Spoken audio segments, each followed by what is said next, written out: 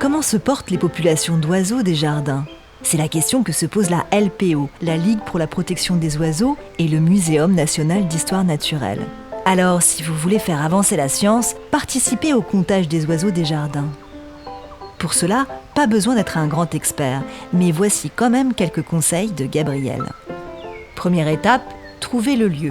Moi, j'ai décidé de me placer dehors pour pouvoir non seulement entendre les oiseaux et puis avoir peut-être l'occasion de les voir passer au-dessus et les voir rentrer dans le parc. Donc plutôt une zone dégagée avec des supports pour que les oiseaux viennent se poser. Et comme ça, on a un endroit qui est sympa à observer.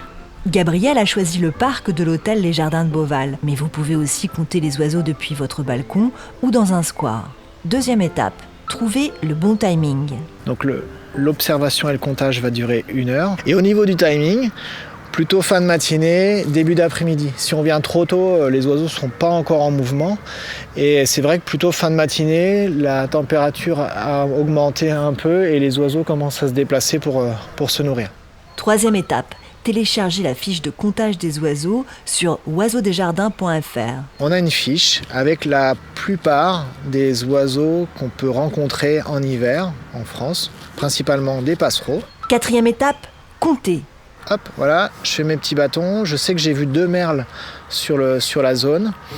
J'ai un pinson des armes qui s'est posé mais qui est reparti pour le moment. Et mes anges charbonnières, on a déjà eu 2 individus.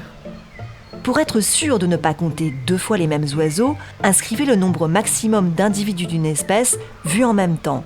Cinquième étape, comment identifier les différentes espèces d'oiseaux ? Certaines femelles d'oiseaux ont une coloration de plumage qui n'est pas évident. On n'arrive pas à savoir si c'est de loin une femelle pinson des arbres ou une femelle moineau. Donc il faut faire très attention. Et quand on a plusieurs oiseaux, des fois essayer de trouver le mâle qui est un peu plus coloré.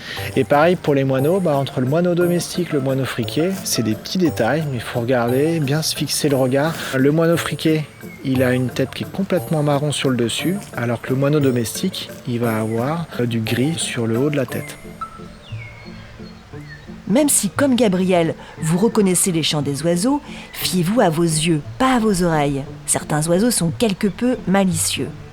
Les tourneaux sansonnets, il est capable de faire un faucon cresserelle, un pivert, un loriot d'Europe, qui va faire le même chant. Et donc tu vas te trouver à un endroit et puis tu vas entendre au bout de 3 minutes 5-6 oiseaux différents au même endroit, alors que ça vient toujours du même étourneau qui chante et qui balance tous les chants qu'il connaît. Dernière étape, envoyez toutes les informations en ligne sur oiseaudesjardins.fr. Les données seront analysées par le Muséum national d'histoire naturelle. Elles permettront de savoir comment se portent les populations d'oiseaux. Vous aurez passé un bon moment et vous aurez contribué à une meilleure connaissance naturaliste. Alors, prêt ? Comptez !